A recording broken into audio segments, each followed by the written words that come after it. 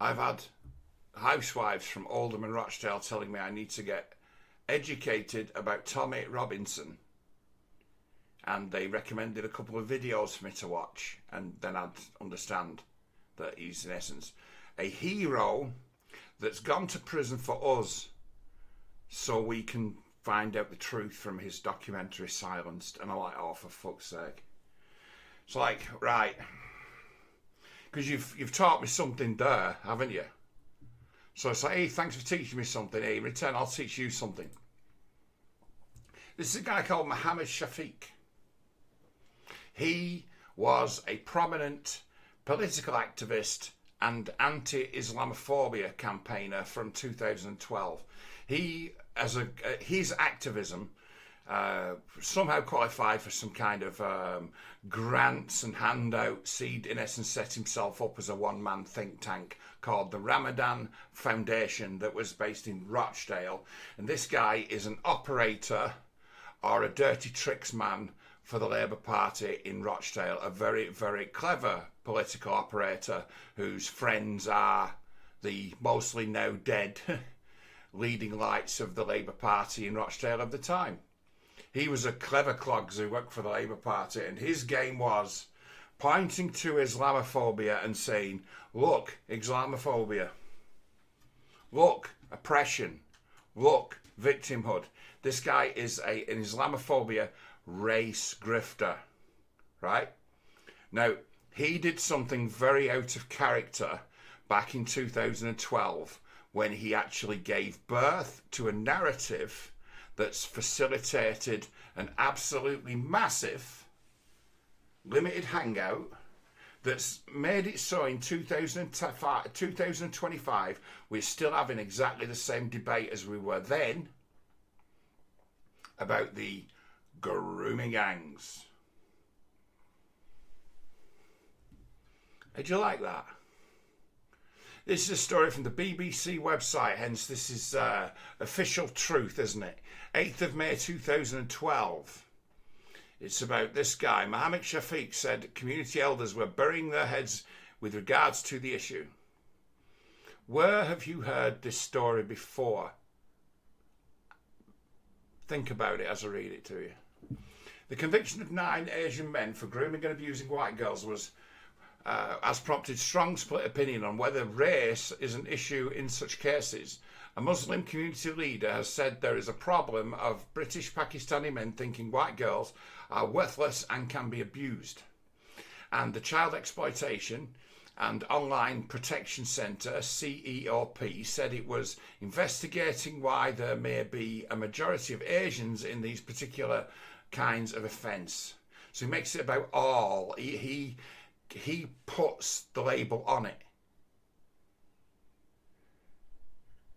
He makes it about Muslims. There was always a choice. But a Muslim community leader who preoccupies himself with finding Islamophobia carved it up in such a way that he made it all about Muslims, and he kind of owns up to it as a Muslim. Investigating why there may be a majority of Asians in these particular kinds of offence. See, we've had this in the world. This is the narrative. This is what everyone's talking about. But police said grooming was not a racial issue, and MP Keith Vaz also said no particular race or religion tended to be involved. So he overgeneralises. He takes a micro situation in Rochdale where it's, okay, we can agree this is all true of this case. And then he makes it about the whole country and says, oh, well, white people commit more of these. They're like, hey, well done. Well done. It's like, well dismissed, well negated. So you've got no interest at all in addressing this because you know this is a can of worms that you're going to come out of looking very, very, very smelly and cowardly. But it goes on, no silence. The comments followed the convictions of 8 Pakistanis and 1 Afghan man of child sex offences in Rochdale, Greater Manchester. The 9 men convicted of being part of a child sexual exploitation ring faced charges related to 5 girls, but police believe there may have been up to 47 victims.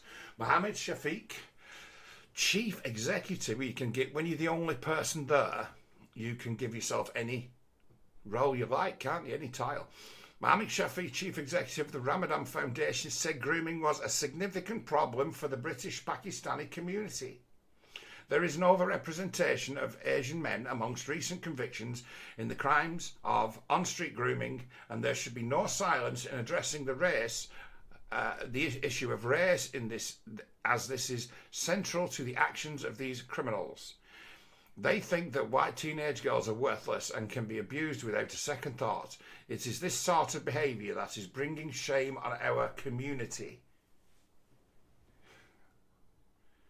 He said community elders were burying their heads over the issue, and police and local councils should not be frightened to address the problem, as there was a strong lesson that you cannot ignore race or be oversensitive. Mr. Shafiq said Muslim leaders needed to reject any attempt to silence the reaction from our community. And he said police would also need to reflect on their failures in this case. Assistant Chief Constable Steve Haywood of Greater Manchester Police said the case was not about race but about adults preying on vulnerable young children. It just happens that in this particular area in time, the demographics, that these were Asian men. He's quite right. That's fair to say. However, in large parts of the country, we are seeing on-street grooming, child sex exploitation happening in each of our towns, and it isn't about a race issue. Hurrah, see the copper. He understands the depth of the problem. And it's everywhere, which is a position I take. It's like, you think Pakistani grooming gangs are a big problem? It's like, no, it's the council have hung them out to dry because the council are pretty racist. What? So yeah, the woman who's now like the county council, who blew the whistle on that Pakistani rape gang that this case is about, right? When them little girls were coming to a clinic asking for condoms and pills, and their boyfriends were called Paul and Steve and Brian and Peter, they didn't give a fuck then. But when they were called Mohammed, there was a big problem.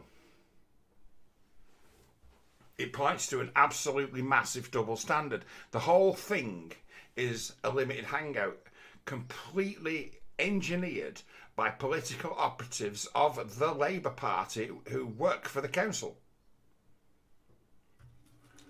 Sarah Rowbotham say she didn't care when those little girls that go to their clinic, and she's one of the ones of the opinion, oh well, they've grown up. Almost jealous. And then suddenly these guys who are having sex with these little girls aren't white guys anymore, and they're suddenly black guys, and then suddenly it's a grooming gang. Yep, caught wrong, deserve to go to prison, out of order, and proper animals taking the piss out of really, not right in the head kids. It's evil as fuck, right? And you go down for it, and you deserve to go down for it. And every time you show your face in the street, people are like, you, fuck you. You're going to get a stink eye. You'll know that someone knows your face for the rest of your life because they'll give you the stink eye because they know you're a creepy bastard. You pay the price. But they're the only ones who've paid a price. And the council failure as to be completely aloof and have no boundaries where it comes to children having sex. That's a big problem in the council, but that's not unique to Rochdale. That's society-wide. The kids are not, the duty of care by the councils towards young adults is zero where it comes to sex. It's as if they've had a manual that says, oh, they can have as much sex as they like, as young as they like. It's like the Brave New World. The Brave New World inspired book of government parenting. Plenty of sex. It's good for you. Does you good. Get as much sex as you can, you'll end up like me. I'm a crackpot who lives in a fucking fantasy world. You can be just like me. You can get a job at the council too, looking after kids. And you understand, it's like the more you're likely to let it go when you know the kids are all sexually active, the more useful you are to us, because we don't need people knowing about that.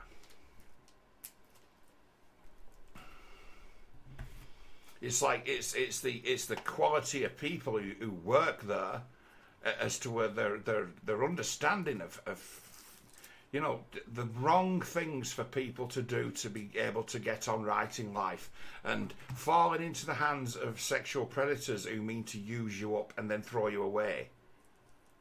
That's like one of the worst things that can possibly happen to you, and it's been happening on their watch for years and still happens to this day. Kids who've ended up in care have been failed in Rochdale. Won't speak for the rest of the country, for as long as I've been alive. And I've always been able to, as long as I've been cognitive, been able to see signs of it. Fucking lunatics walking around the fucking street like that. Fucking, like, true window lickers. It's like, how do you end up like that? Person's not disabled.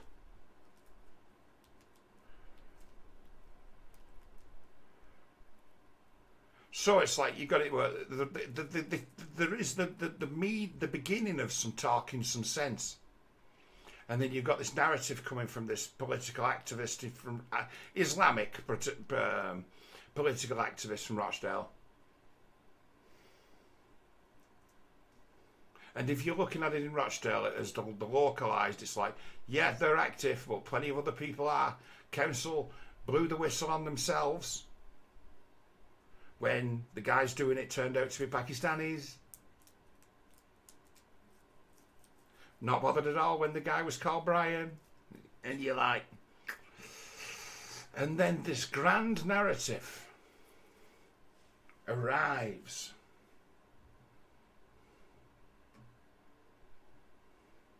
See this? This is the recipe for every mistake made since, thanks to Mr. Keith Vaseline. Homosexual. Secretly gay, openly straight. But we should respect his pronouns and congratulate him on his new gay status. He had the bravery in the end to come out once he was exposed by the newspapers of being a massive pervert. Chairman of the Commons Home First Selector Committee and Labour MP for Leicester East said the root causes of the abuse of young girls needed to be addressed, but that investigation must not focus on the ethnic origin, religion or geographical location of those involved.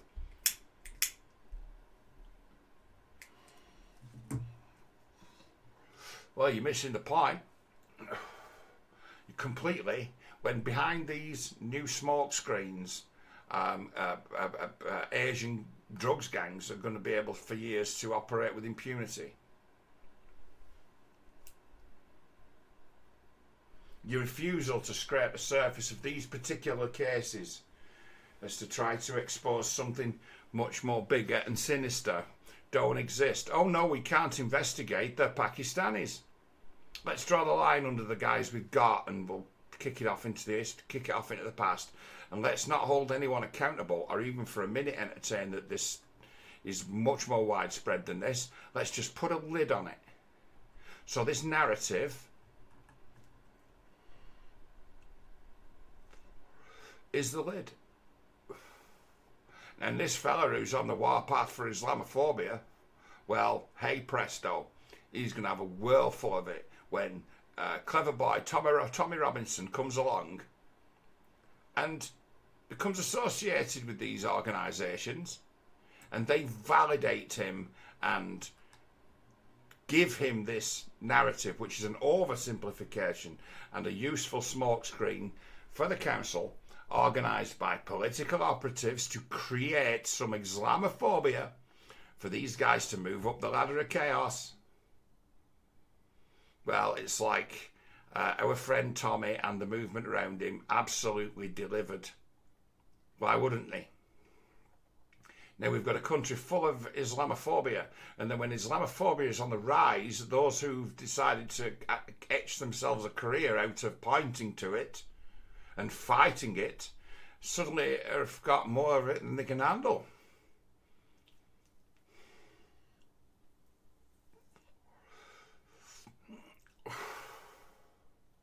Do you want just a little icing on the cake? Mohammed Shafiq and his words from the 8th of May 2012. Well, these are his words from September the 26th, 2019. I can reveal I recently had a meeting with Facebook to discuss Tommy Robinson pages and their impact in brainwashing his supporters to become terrorists and use violence against Muslims. A good result, and I'm very proud of my role. You obviously believe in free speech. Yes, but not hate speech.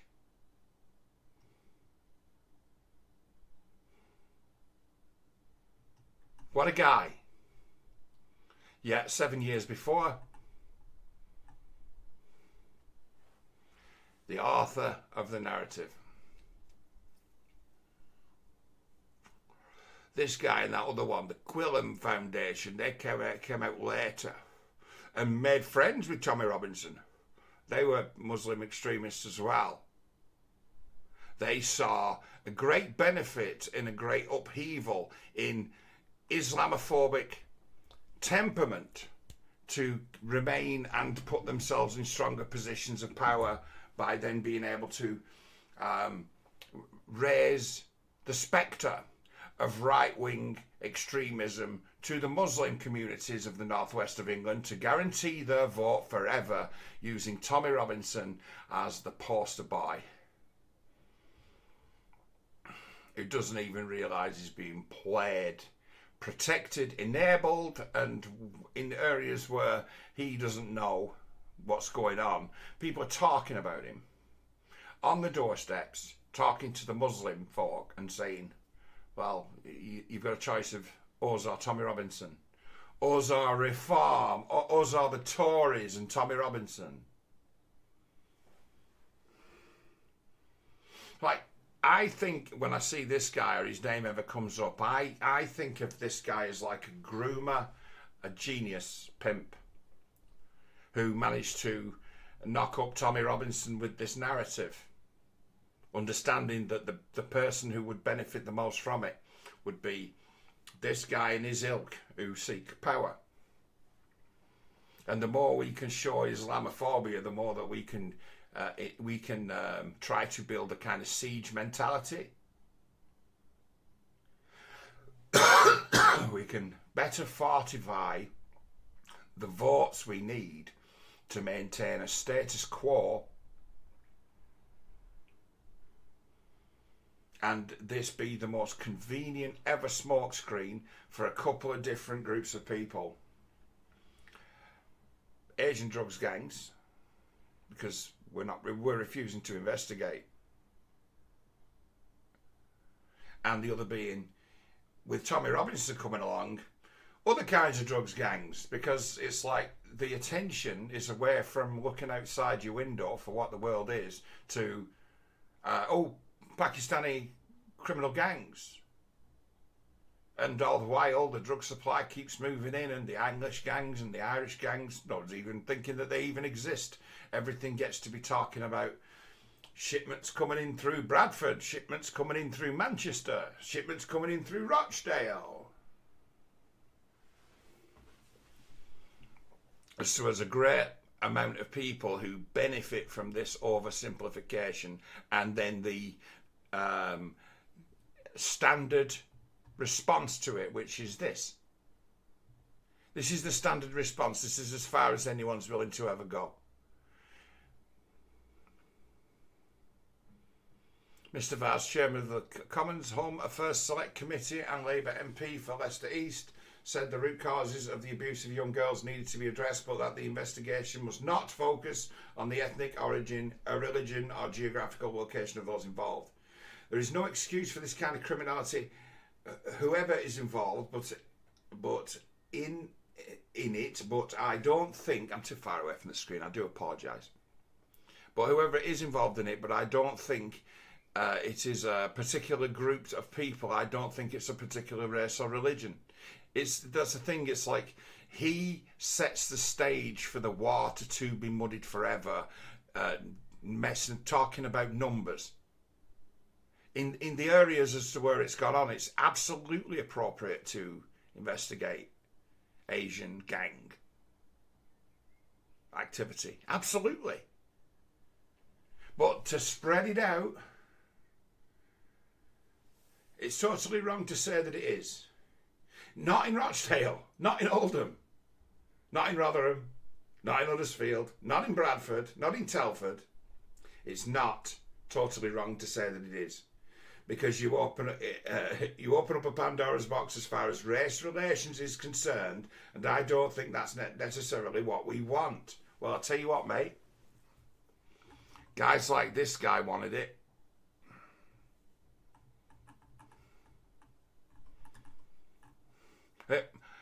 What's it? Baroness Warsey, she wanted it.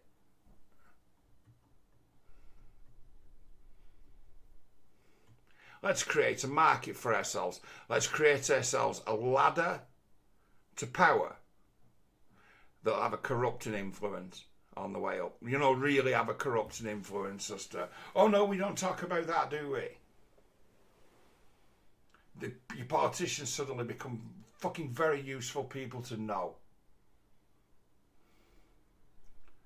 You give them carte blanche, blind eye, great big smoke screen. Oh, it's a closed thing now with limited hangout. Smoke screen for all the shit that the council were about to face with its other child abuse inquiries about the things that happen to kids in care. This smoke screen came to dominate and then fizzle out.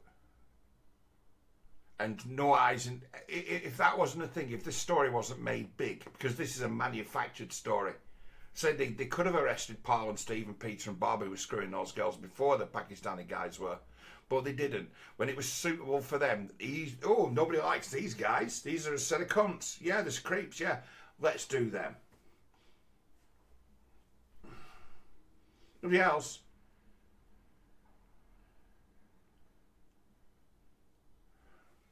It's like this kind of movement to understand all this shit. It's not moved an inch since 2012. The guy at the time who was spewing the Tommy Robinson narrative wasn't Tommy Robinson, because he wasn't talking like that then. And 7 years later, when he is, he lobbies Facebook to get him banned from Facebook, and then talks about how proud he is, impacting, brainwashing his supporters to become terrorists and use violence against Muslims, when he be the guy pretty much who penned the simplified narrative that's put us at the impasse that we are now, where the sway of people these days are so like emotionally entangled and fucking angry. This is out of control. It's like Islamophobia. You bet your ass there's Islamophobia. You shepherded it. You hatched it. You found a suitable messenger and set it on the world.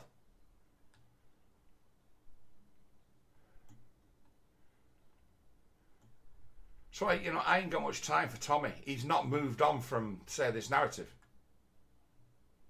And it's like, because if you take it past this, there's no political capital in it. Or as this, oh my God, there's political capital in it. Have you seen the state of the north of England nowadays as to who seems to really run our towns? It's like an uptick in Islamophobia has given the entrenched Labour Party more power. You think that they're not smart enough to accept that emotion, understanding that might be the outcome? I think he were. I think he probably still is. And then just because that's the way that it works, 7 years later, he's the man who's claiming credit for having Tommy Robinson thrown off Facebook for repeating things that he said himself.